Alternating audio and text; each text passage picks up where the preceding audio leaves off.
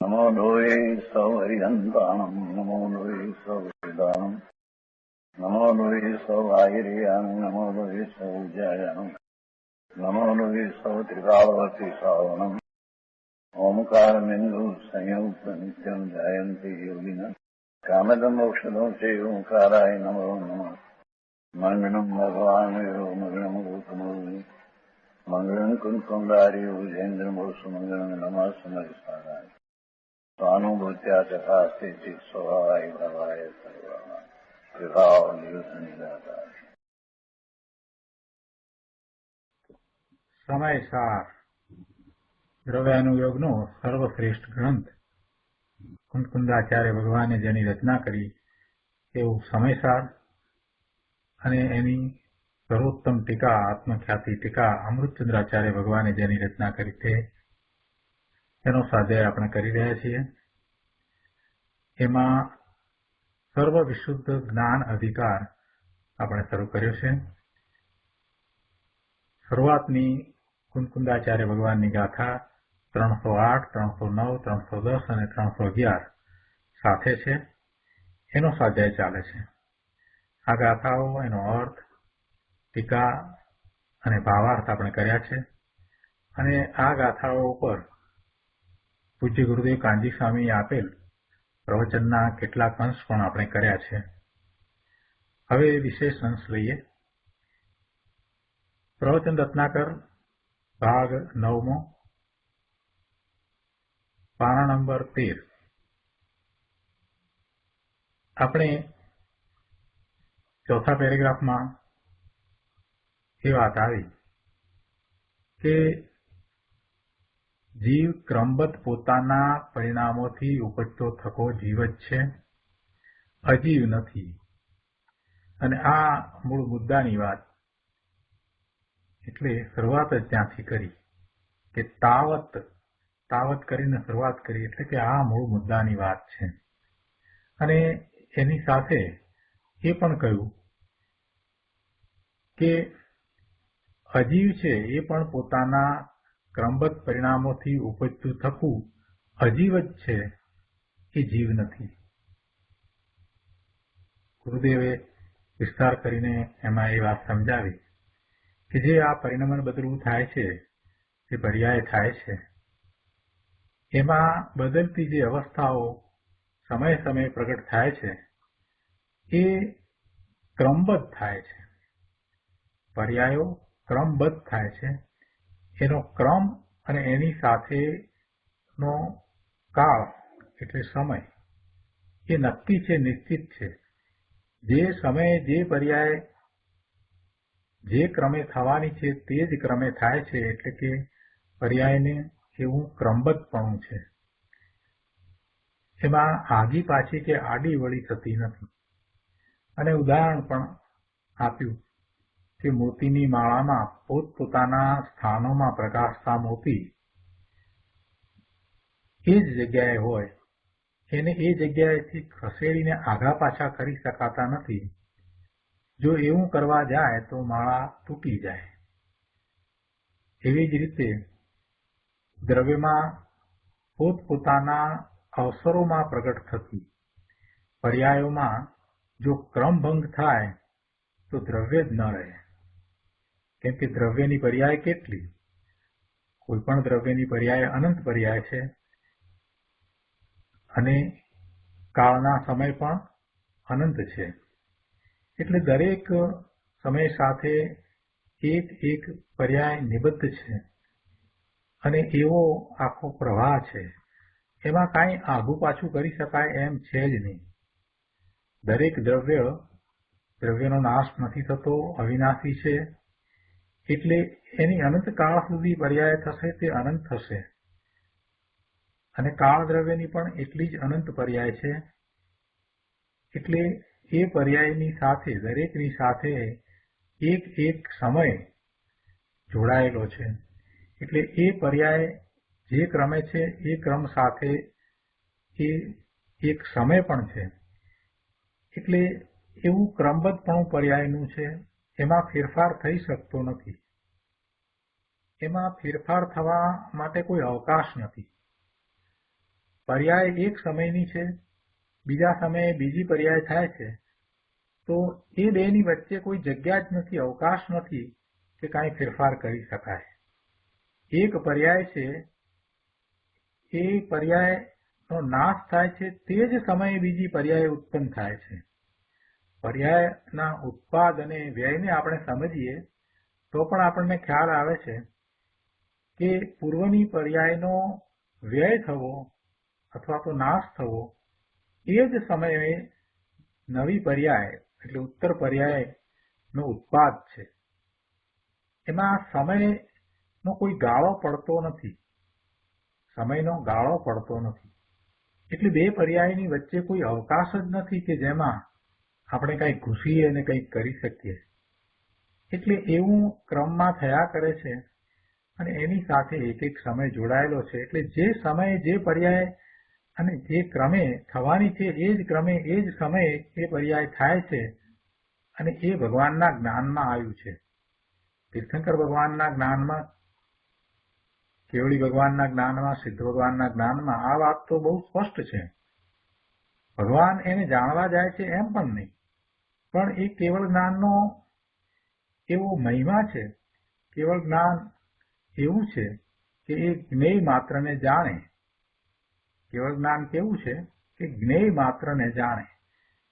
એટલે જે પર્યાય છે એ ભૂતકાળની હોય તો પણ જ્ઞેય છે, વર્તમાન કાળની હોય તો પણ જ્ઞેય છે અને ભવિષ્યકાળની હોય તો પણ જ્ઞેય છે. એટલે દરેક પદાર્થની અનંત પર્યાય છે તો એ બધી જ્ઞેય છે અને ભગવાનના જ્ઞાનમાં એ જ્ઞેય માત્ર જણાય છે. એટલે ભવિષ્યકાળની પર્યાયો પણ જણાય છે અને એમ આખા પ્રવાહ રૂપે એ જણાય છે. અને એ પ્રવાહને ક્રમબદ્ધપણું છે, એને સમય સાથે નિબદ્ધપણું છે. એટલે આવું પર્યાયનું ક્રમબદ્ધપણું એટલે એનો અર્થ એ થયો કે પર્યાય નિશ્ચિત છે અને જે સમયે જે પર્યાય થવાની હોય એ પર્યાય એ સમયે થાય છે. એવું ક્રમબદ્ધપણું સ્વીકારવું જ રહ્યું અને એવો સ્વીકાર કરતા પછી આગળ વધાય છે તો અકર્તા ભાવ આવે છે. આ બધી વાત આપણે ગયા સ્વાધ્યાયમાં લીધી છે. હવે આજે આગળ સ્વાધ્યાય લઈએ. અહીંયા આ જ પાના ઉપર એટલે કે પાના નંબર 13 ઉપર અહીંયા ચોથા પેરેગ્રાફમાં એક વાત કરે છે કે કેટલાક લોકો ક્રમબદ્ધ પર્યાયને સમજતા નથી અને ખરેખર ક્રમબદ્ધ પર્યાયનો નિર્ણય પણ થયો નથી, છતાંય એને હસવામાં કાઢી નાખે છે. તો એને જરાક અહીંયા સમજાયું છે. ગુરુદેવ કહે છે કે જુઓ, એક વખતે એક છોકરાએ બીજા છોકરાને વાતમાં ગુસ્સે થઈ અને ગાલ ઉપર જોરથી થપ્પડ લગાવી દીધી. એક છોકરાએ બીજા છોકરાને ગુસ્સે થઈને થપ્પડ લગાવી દીધી. પછી કોઈ સમજુ માણસે એને ઠપકો આપ્યો કે આવું ન કરાય. તો એને એમ કહ્યું કે એ તો જે સમયે જે થવાનું હતું તે થયું છે, મેં એમાં શું કર્યું છે? એક દ્રવ્ય બીજા દ્રવ્યનું કાંઈ કરી શકતું નથી. એક દ્રવ્ય બીજા દ્રવ્યનું શું કાંઈ કરી શકે છે? નથી કરી શકતું. બોલો, આવું એને કહ્યું. થોડુંક સાંભળી લીધું હોય તો આવી વાત કરે. અહીંયા આપણે ક્રમબદ્ધની વાત કરતા હોઈએ અને પછી કોઈકે એવું જરાક સાંભળી લીધું હોય તો એ કહી દે કે જે સમયે જે થવાનું તે થાય. આપણને થપ્પડ મારીને એમ કહે અને પાછો એમ પણ કહે કે એક દ્રવ્ય બીજા દ્રવ્યનું ક્યાં કાંઈ કરી શકે છે? મારું દ્રવ્ય જુદું, તમારું દ્રવ્ય જુદું, હું ક્યાં કાંઈ કરું છું? તો આપણને થાય કે આ તો મુશ્કેલી થઈ. કાંઈ મુશ્કેલી નથી પ્રભુ, બધું બરાબર જ છે. જગતમાં જે થઈ રહ્યું છે એ બધું વ્યવસ્થિત થઈ રહ્યું છે. અહીંયા એનો ખુલાસો ગુરુદેવે આપ્યો છે. ખુલાસો જે આપ્યો છે એ લેતા પહેલા એક સામાન્ય શબ્દોમાં હું વાત કરું તો જ્યારે આપણને કોઈ આમ થપ્પડ મારી દે અને એમ કહે કે એક દ્રવ્ય બીજા દ્રવ્યનું કાંઈ કરી શકતું નથી અને જે સમય થવાનું હતું તે સમય તે થયું છે, તો આપણે સાથે એમ પણ કહી શકીએ કે તને જેવા મારવાના ભાવ થયા તે એવા ભાવને કારણે તને પણ પાપનો બંધ થવાનો હતો તે થયો છે. હવે એ પાપનો બંધ ભોગવવો પણ તારે જ પડશે. અને મારા તો પાપનો ઉદય હતો એટલે મને તો આ માર પડવાની હતી તો પડી. એમાં નિમિત્ત તું બન્યો, પણ તું નિમિત્ત થયો છતાં પણ તે જે ભાવ કર્યો એનું ફળ તો તારે ભોગવવું જ રહ્યું. કોઈ એમ કહે કે આ જયારે થવાનું હશે ત્યારે થશે, સમ્યક દર્શન પણ જયારે થવાનું હશે ત્યારે થશે, અમે તો આ નિરાતે બેઠા છીએ. તો અમે એને એમ કહીએ છીએ કે ભાઈ તમે બેઠા છો એ તમે બેસી ક્યાં શકો છો? બેસે કોણ? ભગવાન આત્માને ક્યાં બેસવું છે? અને તમારા મનમાં એવા પ્રમાદના ભાવ આવતા હોય તો એ માની લેવું કે હજી તમારે ઘણા ભાવ કરવાના બાકી છે. વાત તો એમ જ છે કે સમ્યક દર્શન જયારે થવાનું હશે ત્યારે જ થશે, એ પર્યાય જયારે થવાની હશે ત્યારે જ થશે. પણ જેને અત્યારે એવો પ્રમાદ વર્તે છે, જેને ધર્મની દ્રષ્ટિ થતી નથી, તો વાત બરાબર એમ જ છે કે એને હજી ઘણો સમય બાકી છે, ઘણો કાળ સુધી હજી એને ભવના ભ્રમણ કરવાના બાકી છે. અને જેને એવો પુરુષાર્થ ઉપડે છે કે ક્રમબદ્ધ પર્યાય, આવી પર્યાય, નિશ્ચિત પર્યાય નક્કી જ છે બધું, તો પછી હું શું કરી રહ્યો છું? મારે કાંઈ બહારમાં કરવાનું નથી, હું પરના કોઈ કાર્યો કરી શકતો નથી, એવો હું અકર્તા છું. હું ભગવાન આત્મા એક તણખલાના બે ટુકડા પણ કરી શકતો નથી, તણખલાને સ્પર્શી પણ શકતો નથી, એવો અકર્તા છું. તો પછી હું શા માટે આ વિભાવ ભાવે વર્તી રહ્યો છું? હું વિભાવ ભાવે વર્તું, શુભાશુભ ભાવે વર્તું તો પણ જગતમાં જે થવાનું છે તે જ થશે. હું એવા ભાવે નહીં વર્તું તો પણ જગતમાં જે થવાનું છે તે જ થશે. હું ઈચ્છું કે ન ઈચ્છું, જગતના કાર્યો જેમ થવાના છે તેમ થશે, જગતના બધા જ પદાર્થોની પર્યાયો જેમ થવાની છે તેમ જ થશે. તો હું શા માટે આવા વિભાવ ભાવે રહ્યો છું? એ મારો દોષ છે, મારો અપરાધ છે. મારો સ્વભાવ તો શુદ્ધ છે. એમ કરીને જે પોતે પાછો વળી જાય છે, એમ કરીને જે પાછો વળી જાય છે એને હવે બહુ ભવ બાકી નથી. એને અત્યારે વર્તમાનમાં સમ્યક દર્શન નથી, તો બહુ જ ઓછા સમયમાં એને સમ્યક દર્શન થશે અને પછી એને કાંઈ ભવના ભ્રમણ રહેશે નહીં. એટલે ક્રમબદ્ધ પર્યાયને જે સ્વીકારે છે અને જે પોતાના સ્વરૂપ તરફ પાછો વળે છે એને હવે ભવ બાકી નથી. જેને ક્રમબદ્ધ પર્યાયની સમજ પડી છે અને જેને એમ લાગ્યું છે કે ના, આ વાતમાં કાંઈક દમ છે, મારે એનો વધારે અભ્યાસ કરવો છે ને મારે એ સમજવું છે, એને પણ સમજવું કે હવે એને ઘણા ભવ નથી. જેને આવી રુચિ થાય છે, જેને સત્યને સમજવાની, સત્યને પ્રાપ્ત કરવાની એવી જેને રુચિ થાય છે, એને ક્રમબદ્ધમાં જ હવે વધારે સમય સુધી ભવના ભ્રમણ નહીં થાય એવું છે. બધું જ ક્રમબદ્ધમાં જ છે, બધું જ ક્રમબદ્ધમાં જ છે. એટલે જયારે કોઈને એવો વિચાર આવે, વિકલ્પ આવે કે આ ક્રમબદ્ધની તમે વાત કરો છો ને, લો તો આ તમારા પેટમાં ચપ્પુ મેં મારી દીધું, આ પણ ક્રમબદ્ધમાં જ થયું ને, તો આપણે એને એમ કહીએ કે હા, મને એ પીડા થવાની હતી, એ તો મારા પાપના ઉદય પ્રમાણે થવાની જ હતી, એ પણ ક્રમબદ્ધમાં જ હતું. પણ તને જે આ ભાવ આવ્યો એ ભાવ છે તે પાપનું કારણ છે, પાપનો બંધ છે, અશુભ ભાવ છે. અને જેટલી તીવ્રતાથી તે આ ભાવ કર્યો છે એટલી તીવ્રતાથી તારે ભોગવવો પડશે. એને કારણે તને ભવના ભ્રમણ થશે. એટલે તારો તો હજી ઘણો સમય બાકી છે. અને મેં જયારે આ ભાવને મને દુઃખ થયું ત્યારે ક્ષમતાપૂર્વક ભોગવી લીધો કે ક્રમબદ્ધમાં એમ જ થવાનું હતું તો એમ જ થયું છે, તો મને તો ઘણી નિર્જરા થઈ. હવે તું તારો વિચાર કર. પેલો પાપી છે એ જો સમજુ હશે અને એને ઘણા ભાવ બાકી નહીં હોય તો એ જ સમયે ક્ષમા માંગી લેશે અને પાછો વળી જશે. પણ ભવના ભ્રમણ એને બાકી જશે તો એ અભિમાનમાં ચાલ્યો જશે ને ભવના ભ્રમણ કરશે.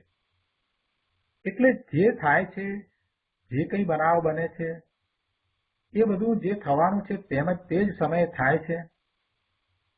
એમાં તો કોઈ ફેરફાર થઈ શકતો નથી. પરંતુ એના ઉપરથી આપણને આપણી વાતનો ખ્યાલ આવે છે કે આપણે ક્યાં ઊભા છીએ. આપણને નિજરા થઈ રહી છે કે નવા કર્મ બંધાઈ રહ્યા છે એનો ખ્યાલ આવી જાય છે. એટલું જ નહીં, આપણને એ પણ ખ્યાલ આવી જાય છે કે મારે હવે કેટલા ભવ બાકી હશે.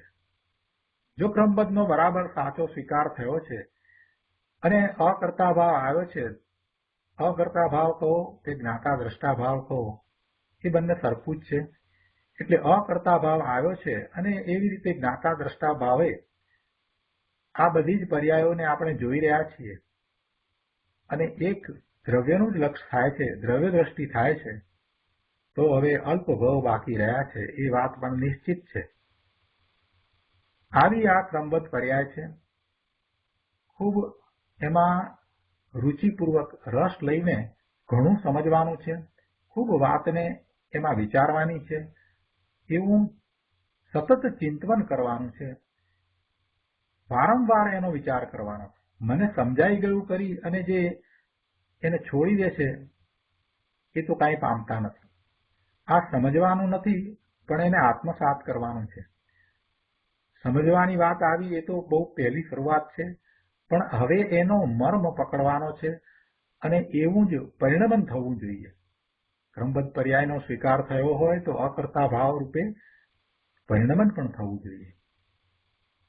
આપણે તો અહીંયા આ છોકરાની વાત લીધી હતી કે છોકરાએ એકબીજાને થપ્પડ મારી અને પેલાએ પછી એમ કહ્યું કે એક દ્રવ્ય બીજા દ્રવ્યનું કાંઈ કરી શકે નહીં અને એ જે સમય થવાનું હતું તે થયું છે. તો ગુરુદેવ એને કઈ રીતે સમજાવે છે એ પણ આપણે લઈએ. ગુરુદેવ કહે છે કે પણ ભાઈ, એની એ વાત બરાબર નથી. જળમાં એટલે શરીરમાં જે ક્રિયા તે સમયે થવાની હતી તે થઈ, તથા જે જળની ક્રિયા છે એ તો યથાર્થ છે.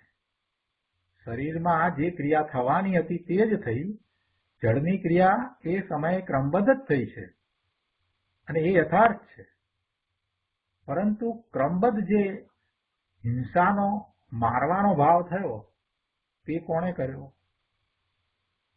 એ ભાવનો અજ્ઞાની જીવ અવશ્ય કરતા છે.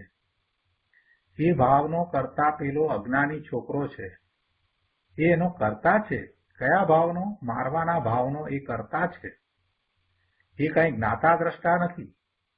એ ભાવનો એ કરતા છે અને એ કરતા છે તો એને આશ્રવ અને બંધ થશે જ. કેમ કે એ અજ્ઞાની છે, એને પોતાના સ્વરૂપનો આશ્રય કર્યો નથી, પોતાનું સાચું સ્વરૂપ જાણતો નથી, એ જ્ઞાની નથી, ધર્મી નથી, એટલે એને જ્ઞાતા દ્રષ્ટા ભાવ તો છે નહીં. એટલે એ જે ભાવ થયો છે એનો કરતા જ છે. એ રાગ કે દ્વેષના જે કઈ ભાવ થાય એનો એ કરતા જ છે. એ અવશ્ય એનો કરતા છે અને કરતા છે તો કરતા થઈને પરિણમે અને જે સમયે જે રાગ થવાનો હતો તે થયો એમ પછી ક્રમબદ્ધનું નામ લે તો એ તો સ્વચ્છંદી મિથ્યા દ્રષ્ટિ છે. કરતા થઈને પરિણમ્યો એટલે એને એવો ભાવ કર્યો, એમાં તો એને આશ્રવને બંધ થયા અને વધારામાં પાછો ક્રમબદ્ધનું નામ લઈ અને સ્વચ્છંદ થાય તો પછી એ તો ગૃહિત મિથ્યાત્વ થયું. એવું ગૃહિત મિથ્યાત્વ જેને થાય એને તો અનંત ભાવ હોય. ગૃહિત મિથ્યાત્વ જે છે એ અનંતાનુબંધીનું કારણ છે. એટલે આવા ધર્મના નામે જે સ્વચ્છંદ કરે, ક્રમબદ્ધનું નામ લઈને અથવા તો દ્રવ્યની સ્વતંત્રતાનું નામ લઈ ને જે સ્વચ્છંદ કરે એ ગૃહિત મિથ્યાત્વ સહિત છે. મિથ્યા દ્રષ્ટિ છે એટલું જ નહીં, સ્વચ્છંદિત છે, મિથ્યા દ્રષ્ટિ છે એટલું જ નહીં, પણ એ તો ગૃહિત મિથ્યાત્વી છે અને ગૃહિત મિથ્યાત્વ છે એ તો અનંતાનુબંધીનું કારણ છે. એટલે આવો ધર્મના નામે સ્વચ્છંદ શોભે નહીં, એને કારણે તો અનંત ભાવ કરવા પડે. અહીંયા તો ગુરુદેવે સરળ વાત સમજાવી છે કે ભાઈ ક્રમબદ્ધનું નામ લે તો એ તો સ્વચ્છંદી મિથ્યા દ્રષ્ટિ છે. એને ક્રમબદ્ધનું સાચું શ્રદ્ધાન જ નથી. ક્રમબદ્ધનું સાચું શ્રદ્ધાન હોય એને આવા વિચાર, આવો વિકલ્પ આવે જ નહીં. ક્રમબદ્ધમાં જ બધું થાય છે એવી જેને શ્રદ્ધા થઈ હોય એને એવો વિકલ્પ આવે જ નહીં. એને એવા કરતાપણાનો ભાવ થાય જ નહીં. એને તો અકર્તા ભાવ હોય. એટલે એ તો માત્ર બોલે છે, ખરેખર એને ક્રમબદ્ધનું સાચું શ્રદ્ધાન છે જ નહીં. અને આ કાંઈ ક્રમબદ્ધની વાત સ્વચ્છંદ પોષવા માટે નથી, પણ સ્વભાવના આશ્રયે સાચો નિર્ણય કરી અને સ્વચ્છંદ મટાડવાની આ તો વાત છે. આ વાત સ્વચ્છંદ મટાડવાની વાત છે કે પોતે સ્વચ્છંદે વર્તી રહ્યો છે. જગતના કાર્યોનો કરતા ભોગતા થાય છે. જગતમાં હું આમ કરું ને તેમ કરું, હું પૈસાના જોરે આમ કરી શકું ને તેમ કરી શકું. આવો સ્વચ્છંદ, એ સ્વચ્છંદને મટાડવાનો આ એકમાત્ર ઉપાય છે કે એને અકર્તા ભાવ આવે કે ના, હું કાંઈ કરી શકતો જ નથી. જે થાય છે તેનો માત્ર હું જાણવા દેખવા વાળો જ્ઞાતા દ્રષ્ટા જ છું. હું તો ભગવાન આત્મા ત્રિકાળ જ્ઞાયક જ છું. પણ આવો અકર્તા ભાવ આવે કઈ રીતે? તો કે જ્યારે એને સર્વજ્ઞ ભગવાન અને સર્વજ્ઞ ભગવાનની સર્વજ્ઞતાનો સ્વીકાર થયો છે, તો એને ક્રમબદ્ધ પર્યાયનો પણ સાચો સ્વીકાર થઈ જાય. અને ક્રમબદ્ધ પર્યાયનો સ્વીકાર થતાં, ક્રમબદ્ધ પર્યાયની શ્રદ્ધા થતાં એને અકર્તા ભાવ આવે છે. તો આ રીતે આ તો ક્રમબદ્ધ પર્યાયનો નિર્ણય છે. એ તો સ્વચ્છંદ મટાડવાની વાત છે. આગળ 14મા પાના ઉપર અહીંયા 3જા પેરેગ્રાફમાં ગુરુદેવ કહે છે કે ત્યારે કોઈ વળી ક્રમબદ્ધની ઓથ લઈને કહે છે, વિતરાગી પર્યાય જે કાળે થવાની હશે તે કાળે તે ઉત્પન્ન થશે. એમાં દ્રવ્ય દ્રષ્ટિનું શું પ્રયોજન છે? આવું પણ કેટલાક લોકો કહે છે.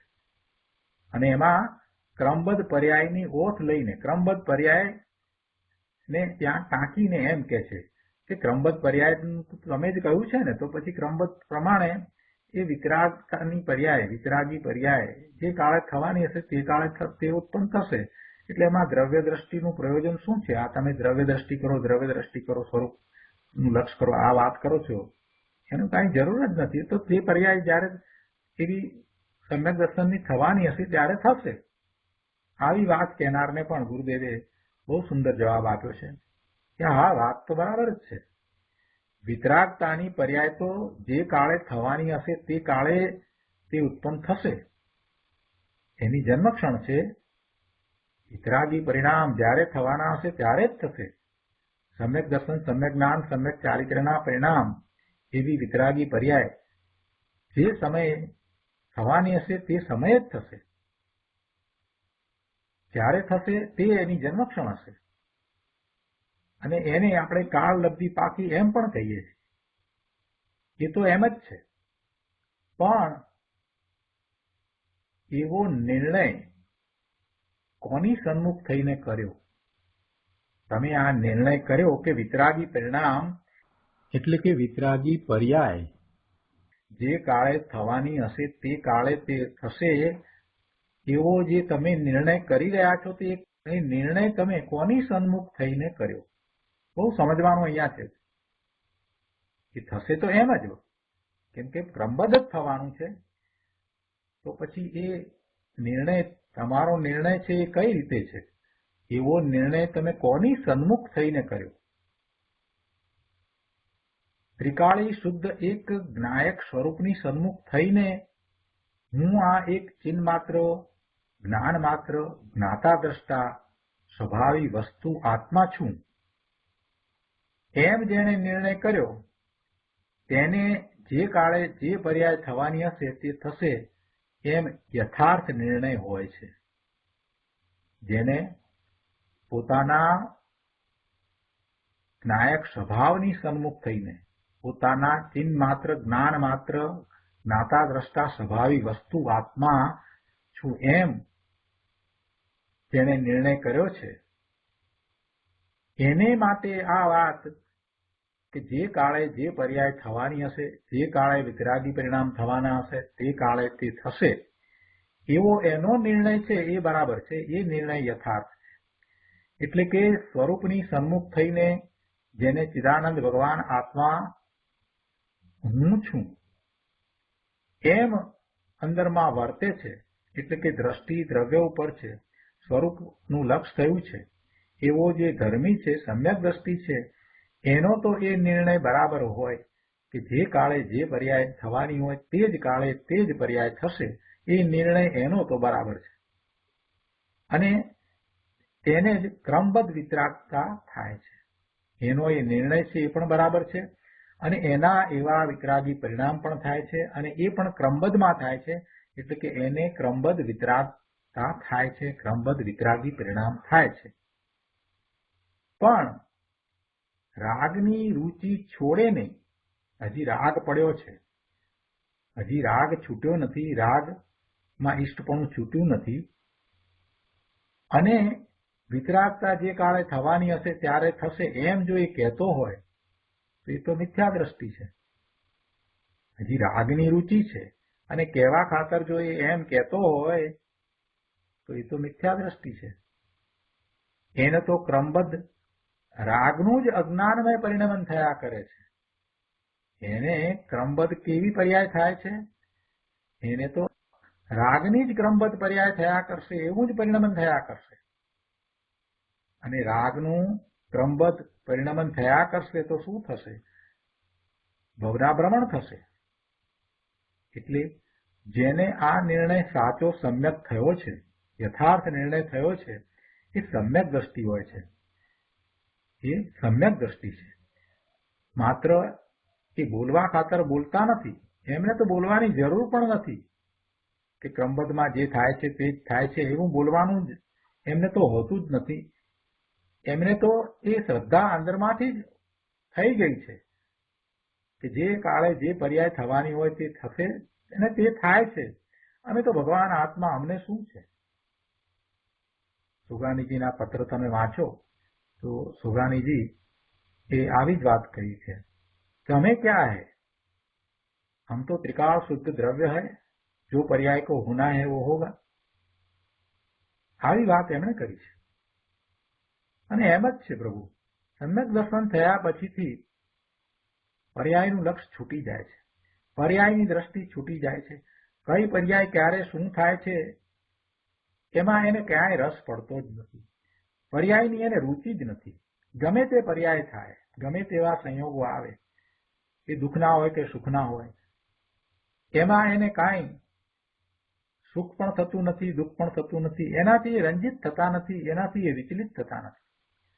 સમ્યક દ્રષ્ટિ છે એ પર્યાયનું લક્ષ કરતા જ નથી. કેમ કે પર્યાય જે થાય છે તે થાય છે, એની સાથે મારે શું છે? હું ભગવાન આત્મા ત્રિકાળ જ્ઞાયક નાયક નાયક ચિદાનંદ સ્વરૂપ છું. અને પર્યાય એ એક સમયનું સત છે, જે થવાની છે તે થાય છે, ભગવાનના જ્ઞાનમાં આવી છે એ જ પ્રમાણે થશે તો થશે. અમે તો સિદ્ધ સમાન છીએ, અમે તો સિદ્ધત્વ પ્રગટ કરનાર છીએ, અમે ત્રિકાળ શુદ્ધ દ્રવ્ય છીએ. આવો ભાવ અંદરમાંથી આવે છે. એટલે સમ્યક દ્રષ્ટિની વાત આખી જુદી છે. ક્રમબદ્ધ પર્યાયનો જેને આવો નિર્ણય થયો છે એને સ્વરૂપ સન્મુખ થઈને નિર્ણય થયો હોય છે, એટલે એનો નિર્ણય છે એ સાચો છે, સમ્યક છે.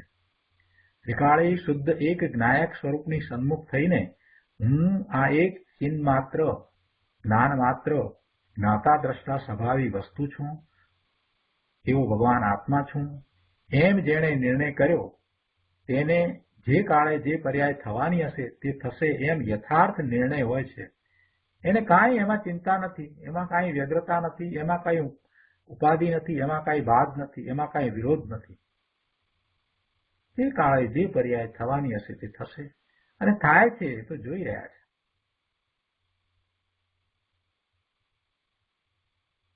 એક સમ્યક દ્રષ્ટિ જ્ઞાની પાસેથી એવા શબ્દો સાંભળ્યા હતા, હજી યાદ છે. એમની સમીપમાં રહેવાનું થતું હતું એટલે એવા શબ્દો સાંભળવા મળ્યા હતા. બસ અમે તો આ બસ જગતનું નાટક મફતમાં જોઈ રહ્યા છીએ. જે થાય છે તે જોઈ રહ્યા છીએ. જ્ઞાતા દ્રષ્ટા ભાવની વાત હતી કે અમે તો જોઈ રહ્યા છીએ માત્ર. શરીરમાં ઘણી ઉપાધિ હતી, બધું હતું, છતાં પણ જયારે એમના મુખેથી આવા શબ્દો સાંભળવા મળ્યા ત્યારે બહુ આશ્ચર્ય થયું. એ વખતે ઘણું આશ્ચર્ય થયું. તો હું શું આ વાત ચાલે છે? અમે તો આ જગતનું નાટક જોઈ રહ્યા છીએ, અમને શું છે? આવી સમ્યક દ્રષ્ટિ એની દ્રષ્ટિ હોય છે, આવી એમની માન્યતા, એમની શ્રદ્ધા, આવું એમનું પરિણમન હોય છે. પણ અજ્ઞાનીની વાત જુદી છે. બોલવા ખાતર બોલે કે અક્રમબદ્ધમાં જયારે થવાનું હશે ત્યારે થશે, એમ એ મિથ્યા દ્રષ્ટિ, એ મૂંડ ઉલટો ધર્મના નામે એ અધર્મના પરિણામ કરી રહ્યો છે, એ ગૃહિત મિથ્યાત્વના પરિણામ કરી રહ્યો છે. અને એવા એ અજ્ઞાનમય ભાવને કારણે એને તો ઘણો બંધ પડશે, પાપનો એવો બંધ પડશે, અનંત બંધ પડશે, અનંતાનુબંધીના બંધ પડશે, અનંત ભાવ કરવા પડશે. એટલે ક્રમબદ્ધ પર્યાય એ મોટી વસ્તુ છે, એને સમજવી, સ્વીકારવી એ મોટામાં મોટો પુરુષાર્થ છે પ્રભુ. એટલે ગુરુદેવે અહીંયા એ વાત કરી કે જે એમને એમ બોલે છે, અજ્ઞાની છે, એ રાગની રુચિ છોડી નથી, રાગની રુચિ છૂટી નથી, હજી દ્રષ્ટિ રાગ પર જ રહે છે, હજી દ્રષ્ટિ પર તરફ જ રહે છે. અને વિતરાગતા જે કાળે થવાની હશે ત્યારે થશે એમ જો એ બોલતો હોય તો એ મૂળ મિથ્યા દ્રષ્ટિ છે. એને તો ક્રમબદ્ધ રાગનું જ અજ્ઞાનમય પરિણમન થયા કરે છે. બહુ મોટી વાત છે. ક્રમબદ્ધ પર્યાયને સમજ્યા વગર મસ્કરીમાં ઉડાડવી, એનાથી અનંતાનુબંધીનો બંધ પડે છે, અનંતાનુબંધીનો બંધ પડે છે. એવો અનંતાનુબંધી કસાય જેને કારણે એને ઘણા બહુ કરવા પડશે. અહીંયા આ જ પાના ઉપર છેલ્લી 2 લીટીમાં અહીંયા કહે છે કે પ્રત્યેક સમયે પ્રગટ થતી પર્યાય તે તેની જન્મક્ષણ છે. સૂક્ષ્મ વાત છે, પણ આ સર્વજ્ઞ પરમાત્માના પેટની વાત છે. આમાં 2 મુદ્દા રહેલા છે.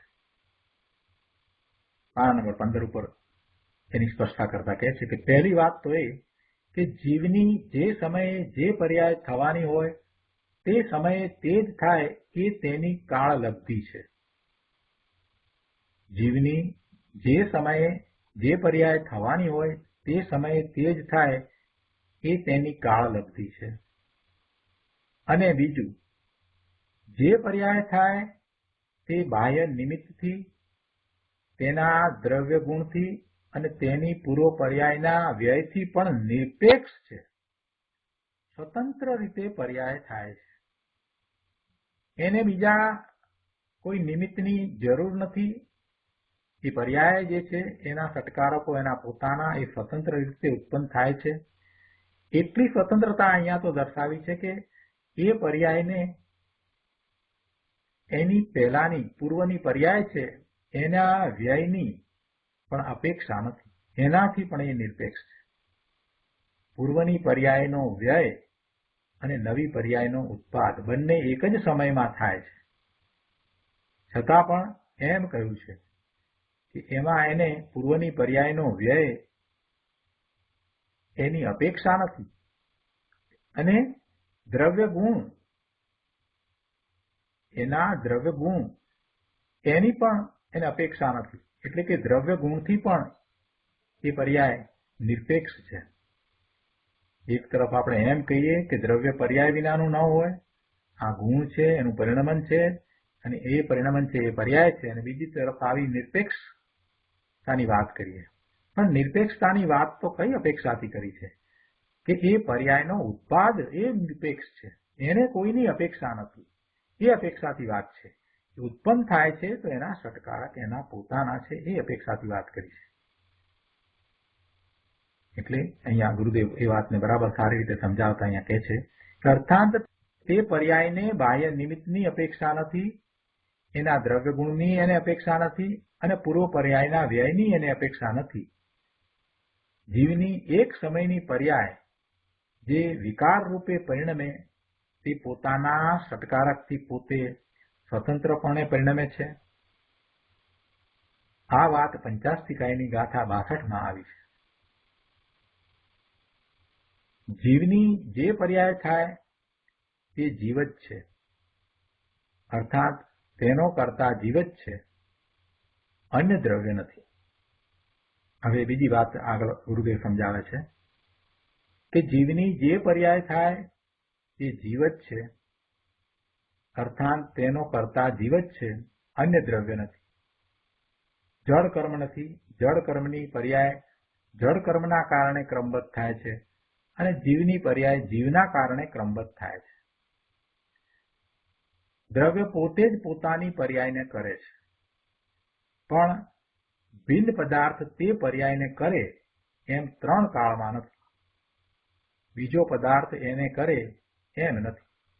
ચાહે જીવની વિકારી પર્યાય હો કે સંકિત આદિ નિર્મળ નિર્વિકારી પર્યાય હો, એ પર્યાય તેના ક્રમમાં થવાની હોય તે જ થાય છે, અને એમાં તેને કર્મ વગેરે કોઈ પરકારકોની અપેક્ષા નથી. આવી વાત છે. હવે અહીંયા તો થોડીક જુદી વાત કરી. ઉપરના પેરેગ્રાફમાં તો એમ વાત કરી હતી કે નિરપેક્ષ છે એમ કરીને વાત કરી હતી, અને અહીંયા પાછું એમ પણ કહ્યું કે એનો કરતા એ જીવ પોતે જ છે. ઉપર તો એમ કહ્યું કે દ્રવ્ય ગુણથી એ નિરપેક્ષ છે, અને પાછું નીચે એ પેરેગ્રાફમાં એમ કહ્યું કે એનો કરતા જીવ છે. જીવની પર્યાયનો કરતા જીવ છે, અજીવની પર્યાયનો કરતા અજીવ છે. તો પછી નિરપેક્ષપણું કઈ રીતે છે? નિરપેક્ષપણું ઉત્પાદની અપેક્ષાથી કહ્યું છે. પર્યાય તો દ્રવ્યની જ છે. અજીવની પર્યાય છે એમાં પણ એ પર્યાય તો અજીવની જ છે. એમાં જણાય છે તો જીવ અથવા અજીવ. જે પર્યાય છે એ પર્યાયનું લક્ષ્ય આપણે કરીએ છીએ ત્યારે પર્યાયની ભીતરમાં એના ઊંડાણમાં જે રહ્યું છે એ તો દ્રવ્ય છે. આપણને દેખાય છે સપાટી, પણ સપાટીની નીચે આખો ઊંડો મહાસાગર ભરેલો પડ્યો છે. સમુદ્રની સપાટી દેખાય છે, પણ સપાટીની ભીતરમાં સમુદ્ર ભરેલો પડ્યો છે ને, એની એ સપાટી છે. એ સપાટી કોની છે? સમુદ્રની સપાટી છે. ભલે દેખાય છે સપાટી. એવી રીતે જીવ દ્રવ્ય છે તો જીવ દ્રવ્યની એ પર્યાય છે. જીવ દ્રવ્યની એ પર્યાય છે. એટલે એ પર્યાયનો કરતા જીવ છે એમ અહીંયા જે કહ્યું એ દ્વારા સમજાવવું એ છે કે એ પર્યાયનો કરતા જીવ સિવાય બીજું અન્ય દ્રવ્ય નથી. ત્યાં એમ સમજાવવું છે. કે બીજા પેરેગ્રાફમાં વાત કરવામાં આવી ત્યાં એમ સમજાવવું છે કે આ જીવની પર્યાય છે તો એનો કરતા જીવ છે, એટલે કે એના સિવાય બીજું અન્ય દ્રવ્ય નથી. એટલે જ્યારે અન્ય દ્રવ્યથી જ્યારે એને જુદું પાડવું છે ત્યારે એ પર્યાયને અને દ્રવ્યને એક રૂપ કહેવામાં આવે. કે પરિણામી અને પરિણામ એ એક જ દ્રવ્યમાં હોય એમ પણ કહેવામાં આવે. પણ એ ક્યારે કહેવામાં આવે? કે બીજા અન્ય દ્રવ્યથી જુદું પાડવું છે ત્યારે. પણ જ્યારે પર્યાયની સ્વતંત્રતાની વાત ચાલતી હોય ત્યારે એમ કહેવામાં આવે કે પર્યાયની ઉત્પત્તિનો જો વિચાર કરીએ તો એ સ્વતંત્રપણે ઉત્પન્ન થાય છે. એના 6 કારકો એના પોતાના છે. ત્યાં પર્યાયની મુખ્યતાથી વાત સમજાવવી છે કે પર્યાય કેવી છે, અને એ પર્યાય સ્વતંત્ર રીતે ઉત્પન્ન થાય છે તો એ એની જન્મક્ષણ છે. એટલે એમાં એમ સમજાવવું છે કે જે પર્યાય ઉત્પન્ન થઈ એને એની પહેલાની પર્યાય સાથે કે બીજા અન્ય કોઈ સાથે દ્રવ્ય ગુણ સાથે એને કાંઈ સંબંધ એ રીતે નથી. જે ઉત્પાદ છે એની અપેક્ષાથી એને કાંઈ સંબંધ નથી. જો આવું ન સમજવામાં આવે તો પછી સમ્યક દર્શનની પર્યાય જે ઉત્પન્ન થઈ એને માટે પૂર્વની પર્યાયને જવાબદાર ઠેરવવામાં આવે એવું થાય. હવે પૂર્વની પર્યાય તો મિથ્યાત્વની પર્યાય હતી. જે ક્ષણે સમ્યક દર્શનની પર્યાય જે સમયે ઉત્પન્ન થઈ એની પહેલાની પૂર્વની પર્યાય હતી એ સમ્યક્ત્વની પર્યાય ન હતી. તો પછી એનો અર્થ તો એવો થઈ જાય કે મિથ્યાત્વ એ કારક થઈ ગયો. મિથ્યાત્વની પર્યાય છે એ સમ્યક્ત્વની પર્યાયનું કારણ થઈ જાય. એટલે અહીંયા પર્યાયની સ્વતંત્રતાને પણ સાથે સમજવી પડે. જો અત્યારે આપણે થોડી સૂક્ષ્મ વાતો લઈ રહ્યા છીએ પણ બધાને હવે તો સમજાય છે. આટલા વખતથી અભ્યાસ કરી રહ્યા છીએ એટલે એ સમજાય એવું છે. એટલે જ્યાં જે અપેક્ષા હોય ત્યાં તે અપેક્ષા સમજવી જોઈએ. બીજું પર્યાય અને દ્રવ્યને જુદા કહેવામાં આવે એની પાછળનું જ્યારે દ્રવ્યને મુખ્યતાથી કહેવામાં આવ્યું હોય, દ્રવ્યની મુખ્યતાથી વાત કરવામાં આવી હોય ત્યારે એ દ્રવ્ય તરફ દ્રષ્ટિ કરાવવી છે ત્યારે એ દ્રવ્યથી પર્યાય જુદી છે એમ પણ કહેવામાં આવે. એટલે દ્રવ્ય અને પર્યાયને ક્યારેક જુદા કહેવામાં આવે ને ક્યારેક એકરૂપ કહેવામાં આવે તો ત્યાં કઈ અપેક્ષાથી વાત ચાલે છે એ સમજવું જોઈએ. બીજા દ્રવ્યો થી એને જુદું પાડવું છે ત્યારે દ્રવ્ય અને પર્યાયને એક કહે છે, અને જ્યારે દ્રવ્યને અને પર્યાયને જુદા પાડવા છે કે દ્રવ્ય તરફ દ્રષ્ટિ કરાવવી છે ત્યારે દ્રવ્યની મુખ્યતાથી વાત કરવી હોય ત્યારે પર્યાયને ગૌણ કરીને પર્યાય દ્રવ્યમાન નથી એમ કહેવામાં આવે. દ્રવ્ય એનાથી જુદું છે. અને પર્યાયની મુખ્યતાથી વાત કરવામાં આવી હોય, પર્યાયની સ્વતંત્રતાની વાત કરવામાં આવી હોય ત્યારે પર્યાયને નિરપેક્ષ કહેવામાં આવે. એટલે જે અપેક્ષાથી જે રીતે વાત થતી હોય એ રીતે એ વાતને સમજવી જોઈએ. તો આપણે આખી વાતને ફરીથી વાંચીએ અને ફરીથી હવે સમજીએ. આ બંને પેરેગ્રાફ સમજવાના છે. આપણે પહેલેથી જ લઈએ 15મા પાના ઉપર. શું વાત કરી? પહેલી વાત કે જીવની જે સમયે જે પર્યાય થવાની હોય તે સમયે તે જ થાય એ તેની કાળ લબ્ધિ છે, એ એની જન્મ ક્ષણ છે. આ પર્યાયની વાત છે અને ક્રમબદ્ધની વાત છે. ક્રમબદ્ધ કોણ છે? પર્યાય છે. ક્રમબદ્ધ પર્યાય છે. પર્યાય કોની હોય? દ્રવ્યની અને ગુણની. ગુણની પર્યાય કહો કે દ્રવ્યની પર્યાય કહો, એક જ અર્થ છે. બીજી વાતમાં અહીંયા એમ કહ્યું કે જે પર્યાય થાય તે બાહ્ય નિમિત્તથી, તેના દ્રવ્ય ગુણથી અને તેની પૂર્વ પર્યાયના વ્યયથી પણ નિરપેક્ષ છે. અર્થાત તે પર્યાયને બાહ્ય નિમિત્તની અપેક્ષા નથી, એના દ્રવ્ય ગુણની એને અપેક્ષા નથી અને પૂર્વ પર્યાયના વ્યયની એને અપેક્ષા નથી. જીવની એક સમયની પર્યાય જે વિકાર રૂપે પરિણમે તે પોતાના સટકારકથી પોતે સ્વતંત્રપણે પરિણમે છે. આ વિકારી પર્યાય જે થઈ એ પોતે સ્વતંત્ર રૂપે થઈ છે. એને દ્રવ્ય ગુણની કે પૂર્વની પર્યાયની કે બીજા કોઈ નિમિત્તની પણ અપેક્ષા નથી. એ વિકારી પરિણામ થયા છે તો એ સ્વતંત્રપણે થયા છે. કેમ કે જીવ તો શુદ્ધ છે, ત્રિકાળ શુદ્ધ છે.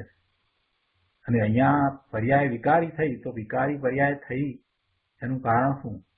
તો એનું કારણ કાંઈ નથી. એના છ કારકો એના પોતાના જ છે.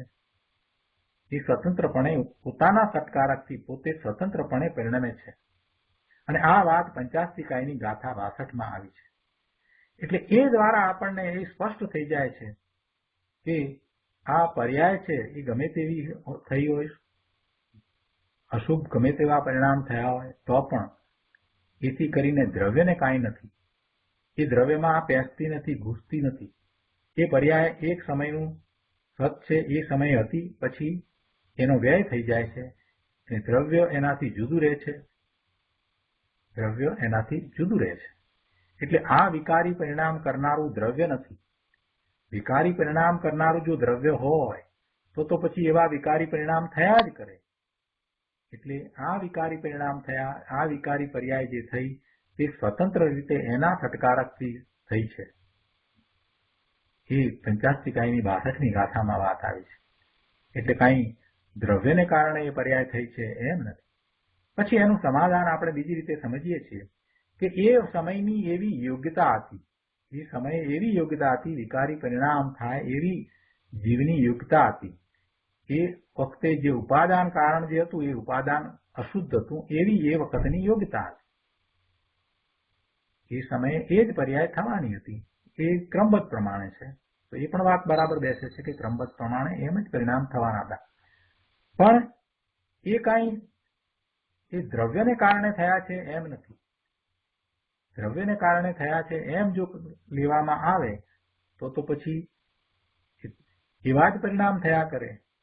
વિકારી પરિણામ બંધ થાય જ નહીં. એટલે અહીંયા આ પર્યાયની સ્વતંત્રતા દ્વારા આપણે એ સમજવાનું છે. પંચાસ્તિકાયની 62ની ગાથા વિશે ઘણી વાર ઘણું ગુરુદેવે કહ્યું છે. અત્યારે વધારે આપણે એનો વિસ્તાર નથી લેતા કે વિકાર થાય છે તો એ વિકાર કોને લીધે થાય છે? એ વિકારનું કારણ શું છે? એ કોઈ પર નિમિત્ત, પર બાહ્ય નિમિત્ત કર્મ છે એ એનું કારણ નથી. એ સ્વતંત્રપણે એવો વિકાર થાય છે. એમાં બીજું કોઈ દ્રવ્ય એવો વિકાર કરાવે છે એમ નથી, કોઈ કર્મ વિકાર કરાવે છે એમ નથી, પરંતુ એ સ્વતંત્ર રીતે વિકાર થાય છે. હવે એના પછીના પેરેગ્રાફમાં જે વાત આવે છે એને પણ લઈએ. અહીંયા આગળ કહે છે કે જીવ દ્રવ્યની જે પર્યાય થાય તે જીવ જ છે. અહીંયા આપણે આ ગાથાઓની અંદર જે વાત ચાલી રહી છે ને કે પોતાના ક્રમબદ્ધ પરિણામોથી ઉપજતો થકો જીવ જ છે એ વાત કરીને એ વાત અહીંયા હવે લીધી છે. અહીંયા એ અપેક્ષાથી વાત લેવાની છે. કેમ એ અપેક્ષાથી વાત લેવી છે? કેમ કે જીવ છે તે અજીવ નથી અને અજીવ છે તે જીવ નથી. એના પરિણામોથી ઉપજતો થકો જીવ જીવ જ છે. એટલે જીવના પરિણામ છે એમાં એ જીવ જ છે અને અજીવના પરિણામ છે એમાં અજીવ જ છે. આ વાત અહીંયા આપણી આ ગાથાઓમાં ચાલી રહી છે. અહીંયા એ વાત લીધી છે કે જીવ દ્રવ્યની જે પર્યાય થાય તે જીવ જ છે. અર્થાંત તેનો કરતા જીવ જ છે. અન્ય દ્રવ્ય નથી, બીજું કોઈ દ્રવ્ય નથી, કોઈ જડ કર્મ પણ નથી. એટલે જીવના જે પરિણામ થાય છે એ અન્ય બીજા દ્રવ્ય દ્વારા થતા નથી કે કોઈ જડ કર્મને કારણે પણ થતા નથી. અને જડ કર્મની પર્યાય જડ કર્મના કારણે ક્રમબદ્ધ થાય છે અને જીવની પર્યાય જીવના કારણે ક્રમબદ્ધ થાય છે.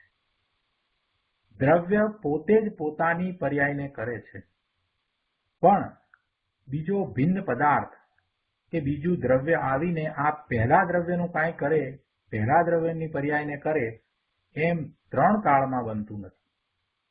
પછી ચાહે તો એ જીવની વિકારી પર્યાય હો કે સંકિત આદિની નિર્મળ નિર્વિકારી પર્યાય હો, પણ તે પર્યાય થાય છે તો ક્રમબદ્ધ જ થવાની હોય તે જ થાય છે, તે સમયે જ થાય છે.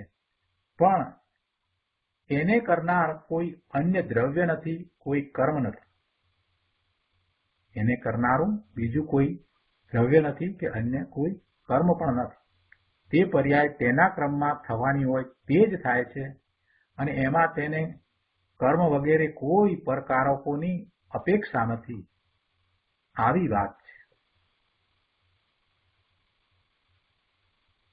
બહુ સરસ વાત કરી, ઘણી સ્પષ્ટતાઓ કરી દીધી. શાંતિથી ફરીથી આ પેરેગ્રાફો વાંચવા અને ખૂબ વિચાર કરવો.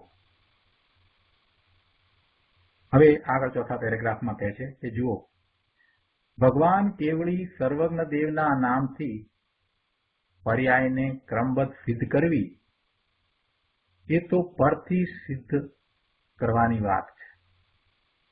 અને પૂર્વ પર્યાયના વ્યયપૂર્વક વર્તમાન પર્યાય થઈ એમ કહેવું એ પણ પરથી પર્યાયને સિદ્ધ કરવાની વાત છે. કેમ કે પૂર્વ પર્યાય વર્તમાન પર્યાયનું પર છે. વર્તમાન પર્યાય માટે પૂર્વની પર્યાય છે તે પર છે. પહેલાની પર્યાય છે તે અત્યારે વર્તમાન પર્યાય માટે પર છે. એટલે એમાં પણ એ પરથી પર્યાયને સિદ્ધ કરવાની વાત છે. વાસ્તવમાં તો જે સમયે જે પર્યાય એ વિકારી હોય કે નિર્વિકારી હોય, વાસ્તવમાં તો જે સમયે જે પર્યાય એ વિકારી હોય કે નિર્વિકારી હોય, એ પર્યાય પ્રગટ થાય છે તે કાળે પોતાના કર્તા કર્મ કરણ આદિ સટકારકથી સ્વતંત્રપણે પ્રગટ થાય છે. આ અલૌકિક સિદ્ધાંત છે કે જીવ પોતાની ક્રમબદ્ધ એક એક પર્યાયના સટકારકથી પોતાની તે પર્યાયપણે ઉપજતો થકો જીવ જ છે, અજીવ નથી. પોતાની ક્રમબદ્ધ પર્યાયો વડે ઉપજતો થકો એવા પરિણામો કરતો થકો એ જીવ જ છે, એ અજીવ નથી. આપણી મૂળ ગાથાની વાત ઉપર આપણે આવ્યા. અહીંયા એક બીજી વાત લીધી છે ગુરુદેવે કે સોનગઢમાં જે મુખ્ય વાત આવી અને જેની સામે કેટલાય લોકોને સમજણ ન પડી એટલે વિરોધ થયા અને પછી જેમ જેમ સમજાતું ગયું તેમ તેમ ખૂબ લોકો સોનગઢ આવતા થયા અને પછી તો ઘણો સોનગઢનો પ્રચાર થયો. મોટા મોટા પંડિતો આવવા લાગ્યા. તો એમાં આજે મુખ્ય 5 વાત ત્યાંથી બહાર આવી એટલે એની સ્પષ્ટતાઓ થઈ. શાસ્ત્રની એ વાત ને લોકો સમજ્યા ન હતા, એને ગુરુદેવે બરાબર સમજાવી. એ 5 વાત છે. એ 5 વાત જે અહીંથી મુખ્ય બહાર આવી છે એમ ગુરુદેવ કહે છે ને, એટલે એ 5 વાત બહાર આવી. શાસ્ત્રમાં જે પડી હતી અને લોકો એને બરાબર સમજતા નહોતા એની સ્પષ્ટતા ગુરુદેવે કરી.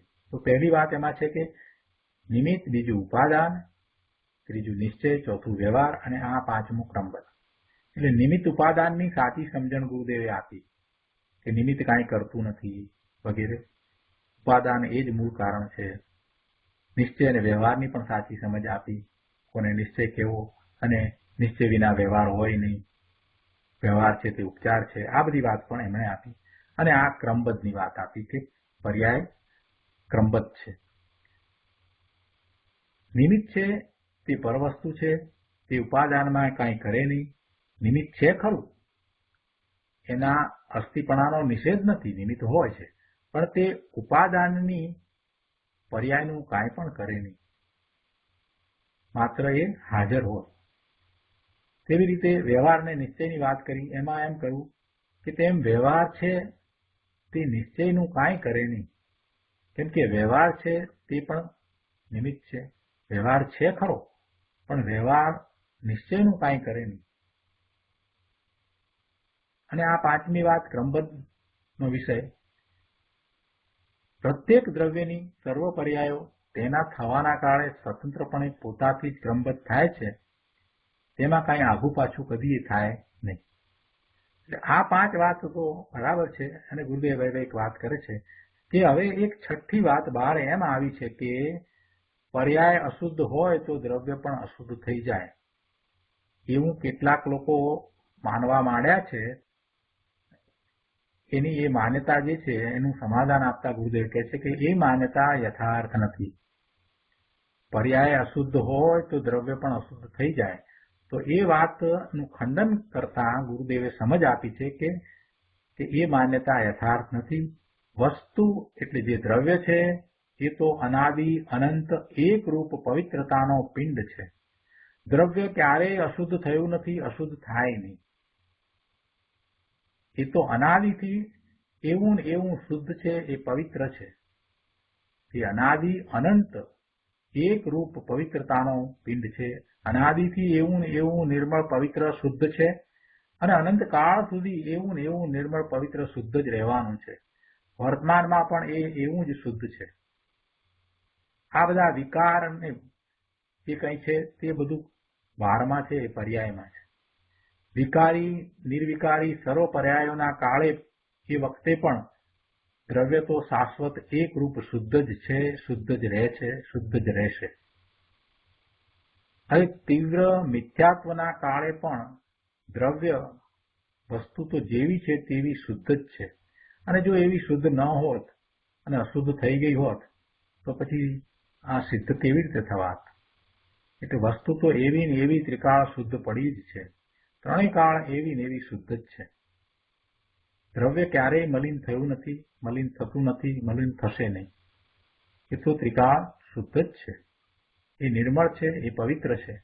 એનું લક્ષ્ય એ કરે તો એને એનો અનુભવ થાય કે પોતે ભગવાન આત્મા ત્રિકાળ શુદ્ધ જ છે.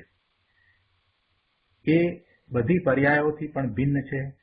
એટલે કે આ આશ્રવ ને બંધ ને નિર્જરા અને મોક્ષ, એ બધાથી એ જુદું ભગવાન આત્મા જે દ્રવ્ય ત્રિકાળ શુદ્ધ શુદ્ધ શુદ્ધ પવિત્ર પવિત્ર પવિત્ર છે, એ ક્યારેય એ મલિન થયું જ નથી. એને ભૂતકાળમાં ગમે તેવા ભાવ કર્યા હોય, મલિનમાં મલિન ભાવ કર્યા હોય, કનિષ્ઠમાં કનિષ્ઠ ભાવ કર્યા હોય, ગંદામાં ગંદા ભાવ કર્યા હોય, અને એવું પરિણમન પણ થયું હોય, તે છતાંય દ્રવ્ય તો ત્રિકાળ શુદ્ધ જ રહ્યું છે. જે થયું તે બધું પર્યાયમાં, એ વાત પૂરી થઈ, વાત પતી ગઈ. અત્યારે પણ ભગવાન આત્મા શુદ્ધ ત્રિકાળ એવું ને એવું શુદ્ધ દ્રવ્ય છે. એનું લક્ષ્ય કરે તો એની નિર્મળ પર્યાય એને તો થાય. વર્તમાનમાં એવી નિર્મળ પર્યાય થાય, એવા પરિણામ થાય. એનું લક્ષ્ય કરતા એવા પરિણામ થાય. આ વાત કરી એટલે કોઈએ પ્રશ્ન કર્યો કે તો શુદ્ધ અશુદ્ધ દ્રવ્ય એમ કહે છે ને? કહે છે કે હા, પણ એ તો પર્યાય અપેક્ષા એ વાત છે. શુદ્ધતા અને અશુદ્ધતા એ તો પર્યાયની વાત છે ભાઈ.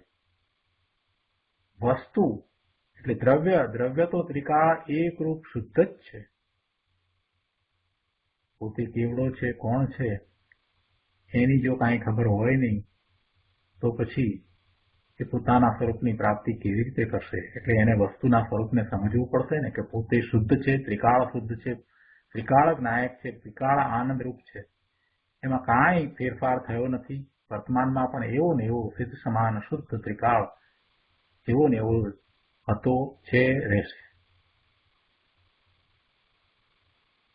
આગળ અહીંયા છેલ્લા પેરેગ્રાફમાં કહે છે, કે પ્રથમ તો જીવ ક્રમબદ્ધ એવા પોતાના પરિણામોથી ઉપજતો થકો જીવ જ છે, અજીવ નથી. જુઓ, ત્રિકાળી શુદ્ધ જીવ વસ્તુ છે, એ તો ધ્રુવ અપરિણામી છે. ધ્રુવ અપરિણામી છે, જે ત્રિકાળી શુદ્ધ વસ્તુ છે જીવ, એ તો અપરિણામી છે. તેમાં બદલવું એટલે કે ક્રિયા નથી, પણ વર્તમાન પર્યાય છે તે એની બદલતી દશા છે. અહીં કહે છે તે વર્તમાન બદલતી દશા છે તે ક્રમબદ્ધ છે. તે વર્તમાન બદલતી દશા છે તે ક્રમબદ્ધ છે. મૂળ પાઠમાં ક્રમ નિયમિત શબ્દ છે, તેનો અહીં ક્રમબદ્ધ અર્થ કર્યો છે. એટલે કે જીવની અનાદિ અનંત ત્રણ કાળની જે પર્યાયો છે તે પ્રત્યેક પોતાના સ્વકાળે ક્રમ નિયમિત એટલે ક્રમબદ્ધ પ્રગટ થાય છે.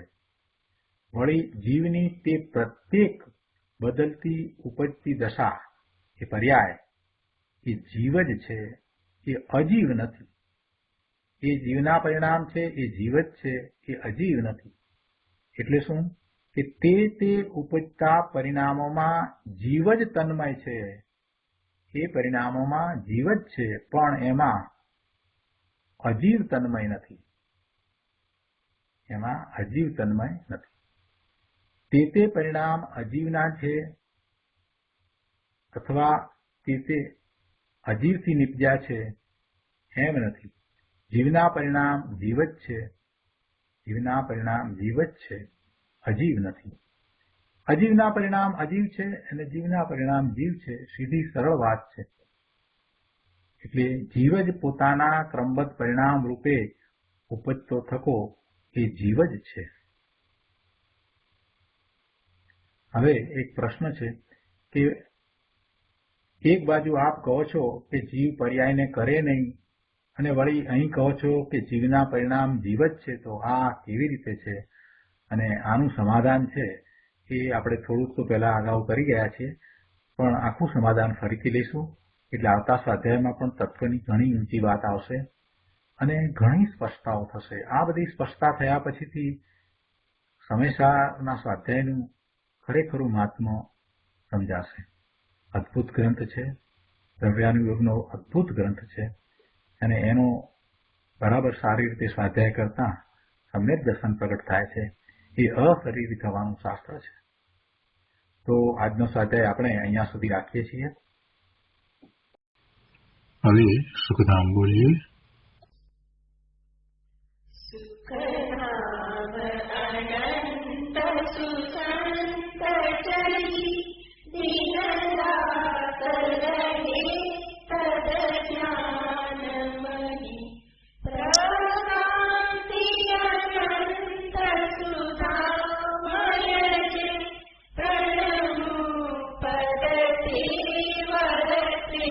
જયતે પ્રણમો પદતે